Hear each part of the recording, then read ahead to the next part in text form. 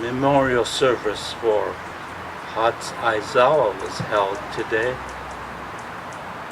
And so in his memory, I'd like to read this piece, The Funeral.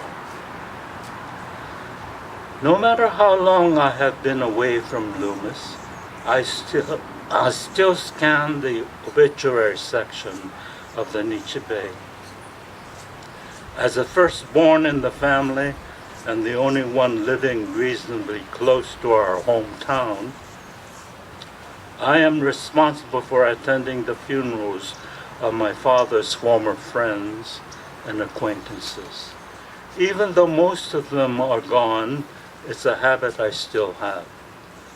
It is customary to bring koden, or an offering of money, to the family of the deceased. Originally, this was incense money, but today it helps to defray the high cost of the funeral. It is a kind of insurance policy because all the money given will eventually be returned. Of course, I don't go to all the funerals, even though Father, as a merchant, had relationships with practically everyone in the community. The funeral record book with the names of those who came to Father's funeral and the amount of offering received determines my course of action whenever there's a death in LOOMIS. If the offering was small, I wire a routine message of condolence. If I miss the news or learn of it later, I send a sympathy card, usually one I compose myself, along with the offering. Sometimes, depending on who has died or whether I still know any of the survivors, I add a few extra dollars to make up for my oversight and delay, or for the inflations since my father's death. If the amount the individual gave was large, or if the offering was a funeral wreath, especially with the donor's name in bold Chinese characters and topped with a dove in flight, also duly noted in the record book, then I'm obliged to take the day off and drive the 100 miles to pay my respects to the deceased and bring the offering in person. When someone like Nomura-san dies, there's no question that I must quickly drive to the house where I or someone else from the family is expected. At first, it is awkward and almost painful, bowing and muttering lame words of comfort to Nomura-san's widow, and shaking hands with the boys, knowing how neglectful I have been. Then I'm inside, with the smell of vegetables cooked with mushrooms and the woody perfume of incense tell me that death has indeed preceded me. I look at the photograph placed in the center of the black lacquered shrine, and I hardly recognize Nomura-san, whose face is puffy, the eyes half closed, and the mouth a thin wavering line. He had always seemed old to me, but how changed he was from the cheerful man in an undershirt who used to greet us warmly whenever Father and I stopped for a visit. After seating us on nail keg stools around the round table, Nomura-san would turn up the kerosene lamp. From somewhere he would produce glasses that, again like magic, he would fill with bright red wine. "It's good this time," he would say, putting the burlap-covered jug under the table. "Only let it set a while." Then, calling out to the kitchen, he would order his busy wife to bring wine food and some candy for the boy. Nomura-san and Father came from the same Wakayama town in Japan, so they were close countrymen in America, where neither had any relatives. But once, after an argument, Nomura-san stopped coming to our store. In fact, Father was outraged to see him entering the American grocery, and we did not go to his house for a long time. Yet, whenever there was an illness in our family, Nomura-san was the first to come, bearing a live rooster or hen stuffed in a gunny sack.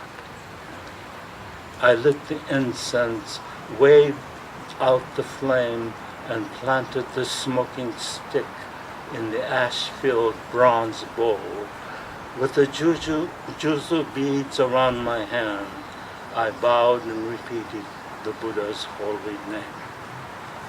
Then Nomura-san's son, Todd, whom I remembered from childhood, nervously introduced me to his wife and sisters-in-law and two solemn-faced nephews. Afterward, I was ushered into the kitchen to join other friends and relatives from out of town at supper, which had been prepared by the neighbor women who. The talk at the table was polite and tentative. The traditional food of morning, tofu, tangled seaweed, bamboo shoots, carrots, radishes, burdock roots, all tasted faintly of mushroom. I also enjoyed the rice balls dotted with black sesame seeds and the green tea. After meal, I went to the back porch to get some fresh air while the women bustled in and out of the adjoining bathroom. Todd, a hulking figure sadly trapped in a dark suit that smelled of mothballs, came to me holding a wide black tie, which reminded me of my boyhood necktie.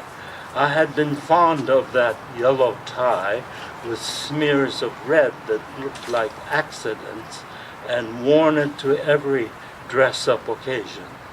Later I learned that it had passed through several families before coming to me as a graduation gift. "How do you tie this thing?" Todd asked. "Well, I can tie my own, but," I said, turning up the stiff collar of his new white shirt. While I struggled with the tie, I thought back to the days when we were kids, how Todd used to trick me into his bedroom, then stand outside and hold the door, ignoring my pleas to let me out until I had cried and screamed. Nomura-san's widow called me by my father's name and then laughed at her mistake, quickly covering her mouth with her bony hand. "I'm sorry," she said, bowing. "That's quite all right. I seem to have lost all sense of time," she said, shaking her head. "But it does seem like old times," she said, suddenly remembering that she had been on her way to the bathroom. "Make me a small knot like yours," Todd said. When I drove up to the Plaza Buddhist Church, the yard was already crowded with cars, so I parked along the street a short distance away.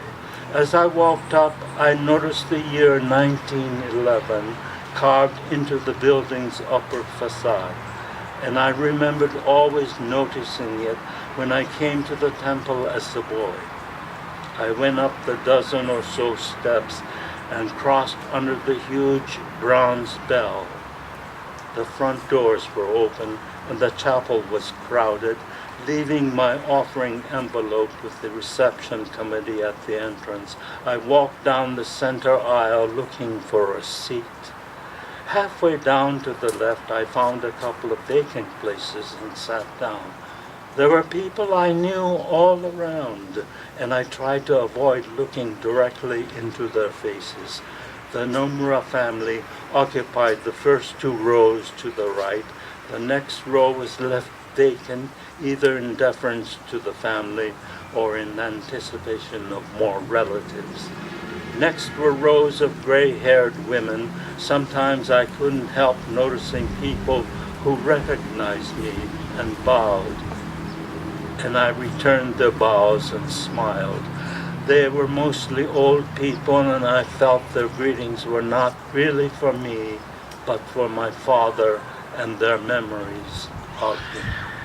I felt awkward about such socializing and quickly looked at the Gatha, and I picked up that card I had picked up and tried to translate the title of the Gatha, Embraced by the Buddha in the Arms of the Buddha in Buddha's Embrace.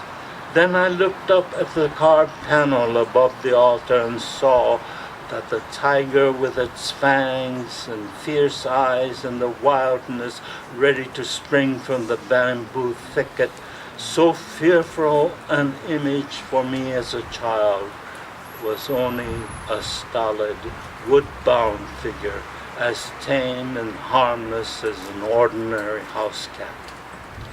An old man, bundled in a heavy overcoat, ushered to the seat next to me. I recognized him instantly as Charlie. Even after all these years, I was surprised that he remembered me by my name. We shook hands, but suppressed further commotion when the temple bell signaled the beginning of the service. Everyone rose as the casket, preceded by two priests in black robes, was rolled in by an incredibly tall Caucasian undertaker, followed by the pallbearers walking stiffly, their gray-gloved hands in front of their bodies.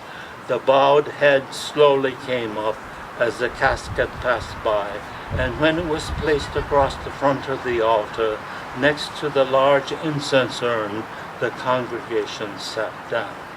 The undertaker opened the coffin, fussed with the flowers, then strode up the aisle.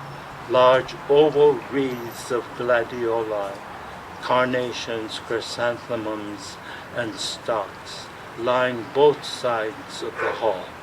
Above, the gilt altar shone warmly, reflecting the light of many candles. The low chant was punctuated by a deep resounding gong, and the head priest with the ceremonial fan stepped down from the altar to bestow the Buddha's name upon the deceased, symbolizing his rebirth in Buddha Amida's Pure Land. Suddenly the air in front was thick with incense smoke. The priest stepped up to the altar and the chanting picked up. Then tiny Mrs. Nomura, at a signal from the chairman, went forward to begin a long procession of incense burnings.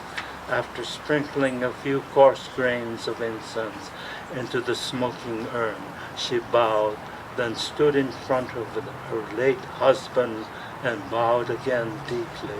Todd got up and reached out for her as she returned to her seat, her grief-stricken face partially concealed by a heavy veil. The chairman, a close friend of the deceased, in presenting Nomura-san's biography, couldn't help but praise him. It was the first of several eulogies that followed. Nomura-san, like many other immigrants from Japan, had arrived in this country as a young man and worked as a migrant laborer for about 10 years before sending for his wife. In 1920, they settled in the LOOMIS area, where they sharecropped and raised a family. During the war, he was removed along with the other Japanese who lived along the Pacific coast. When he returned, he resumed farming. Only a few years ago, he and his oldest son had acquired a 40-acre plum orchard. He was an exemplary man, a devoted husband and father, and a faithful member of the temple. His 3 sons were happily married, and Nomura-san's greatest pleasure in his later years had been the births and the growth of his grandchildren. True, he drank regularly, sometimes to excess, but never to the detriment of others. He was always a cheerful man who brought happiness to many. He would be missed and remembered by a wide circle of friends in the community. Such was the general drift of the chairman's words, which were echoed by the other speakers.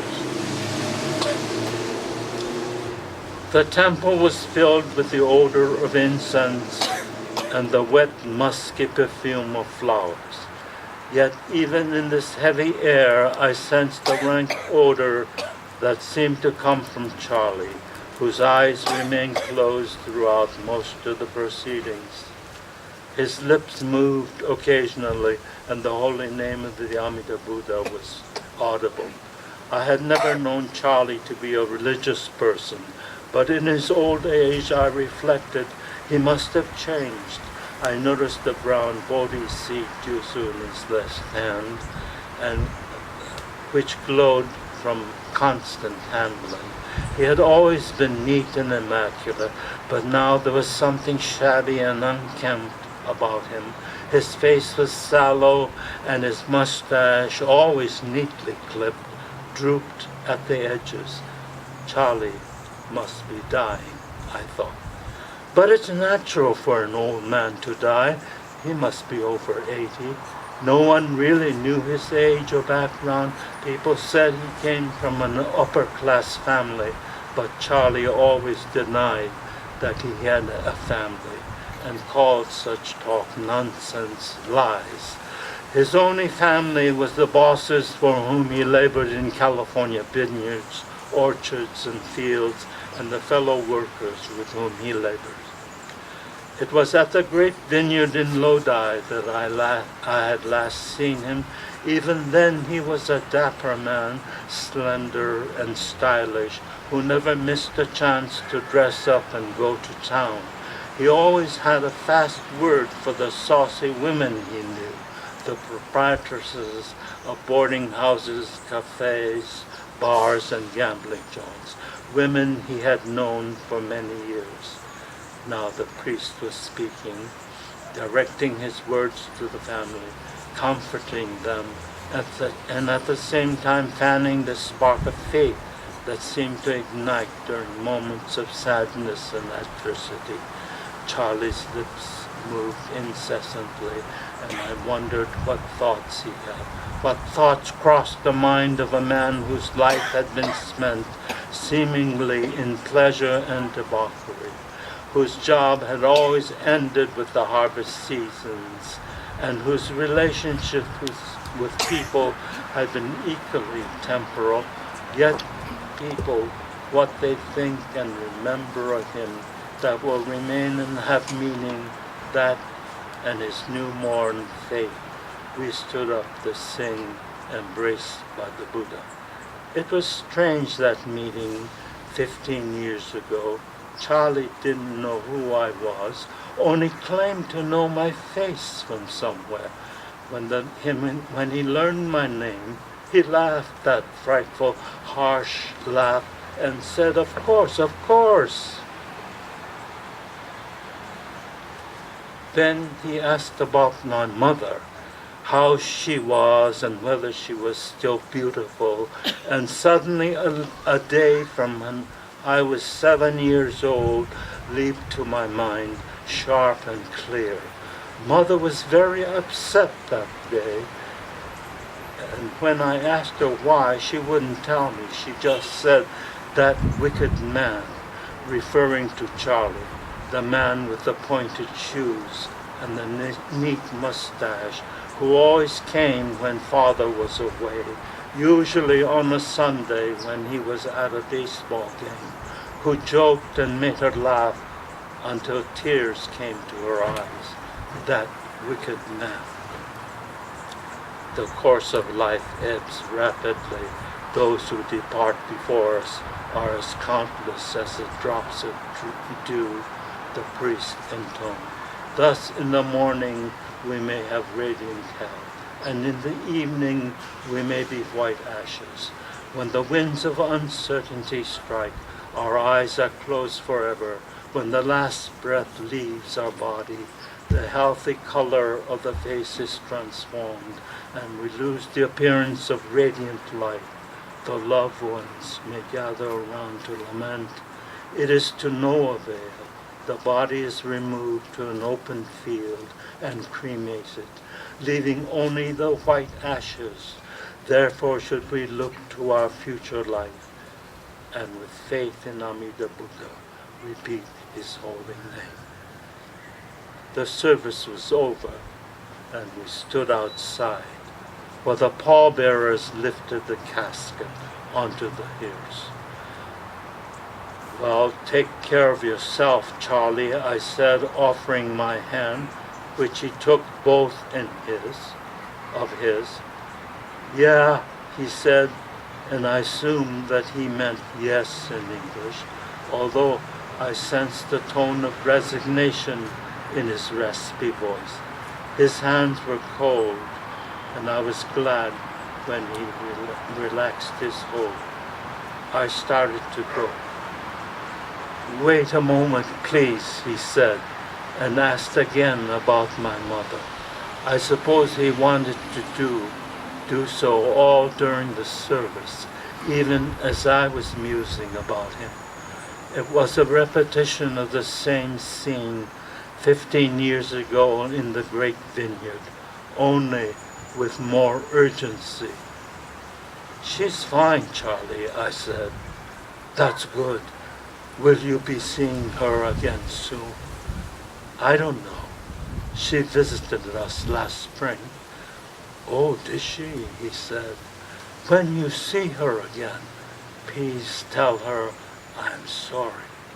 "But why?" Then I realized he was referring to the long ago encounter. I tried to make her happy, but maybe I caused her anguish. "That is the story of my life," he said. Suddenly he raised his voice and began to address the people around him. "Please listen to me this last time," he cried out. "I know I am taking a moment away from the late Nomura-san, but I want to thank you for the kindness and indulgence you have shown me throughout my life. I wish you all the very best. Sayonara." The people who were usually amused by Charlie's antics were surprised and moved by this outburst. They surged forward to greet him, and Charlie took their hands and bowed to each in acknowledgement. "Thank you, thank you, thank you." Then we stood, Charlie and I, with the others, our hands together, the Juzu beads around them, repeating the Buddha's holy name, Namda, Namanda, as the hearse bearing the late Nomura-san drove off.